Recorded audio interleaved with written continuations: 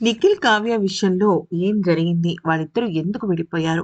'Big boss' హౌస్‌లోకి నిఖిల్ వచ్చే ముందే కావ్యతో ఎందుకు బ్రేకప్ జరిగింది? అలాగే కావ్య కూడా నిఖిల్ అలాగే తను కలిసి చేసిన రీల్స్ అన్నిటిని కూడా డిలీట్ చేసేసింది.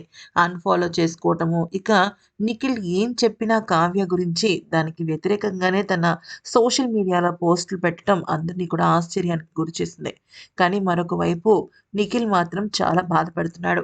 బిగ్ బాస్ హౌస్‌లో ప్రతి నిమిషం తనని తలుచుకుని కుమిలిపోతున్నాడు. ఇక తనని తాను క్షమించుకోలేకపోతున్నాడు. ఇక నువ్వు నన్ను తిట్టినా, కొట్టినా, ఏం చేసినా కూడా నువ్వు నాకే కావాలి అని భీష్మించి కూర్చున్నాడు. అయితే ఇక ఈ క్రమంలో తనతో పాటు ఉన్నవాళ్ళు అంటే పృథ్వీ కానీ, సోనియా కానీ, యష్మి కానీ వీళ్ళ ముగ్గురు కూడా నిఖిల్ విషయంలో చాలా బాధపడ్డారు. అయితే బిగ్ బాస్ హౌస్ నుంచి బయటకొచ్చిన తర్వాత పృథ్వీ నిఖిల్, కావ్య గురించి మొత్తం తెలుసుకున్నాడు. అంతకు మునుపు కావ్య, నిఖిల్ గురించి పెద్దగా పృథ్వీకి తెలీదు. ఎక్కడైనా స్టార్ మా పరివార్ అవార్డ్స్‌లో కనిపించడం అంతే అంతవరకే. అయితే నిఖిల్ బాధను లోపల చూసి తట్టుకోలేకపోయాడు. ఇక బిగ్ బాస్ హౌస్‌లో పృథ్వీ ఎలిమినేట్ అయిపోయే ముందు గనక చూసుకున్నట్టయితే దాదాపుగా 4 వారాల పాటు తను కుమిలిపోయాడు.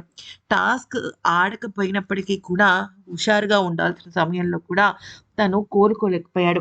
ఈ క్రమంలో పృథ్వీ కావ్య దగ్గరికి వెళ్లి ఒక రిక్వెస్ట్ చేసినట్టు తెలుస్తోంది.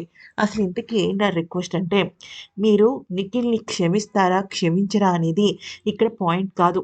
కానీ దయచేసి మీరు బిగ్ బాస్ గ్రాండ్ ఫినాలేకి మీరు ఖచ్చితంగా రావాలి అంటూ రిక్వెస్ట్ చేశాడట.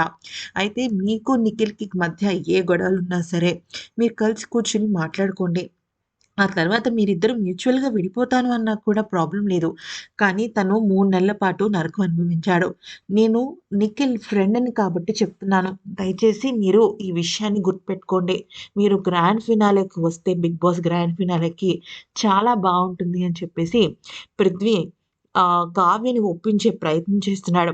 అయితే కేవలం పృథ్వీ మాత్రమే కాదు, సోనియా, యష్మి కూడా వెళ్లి కలిసినట్టు తెలుస్తుంది.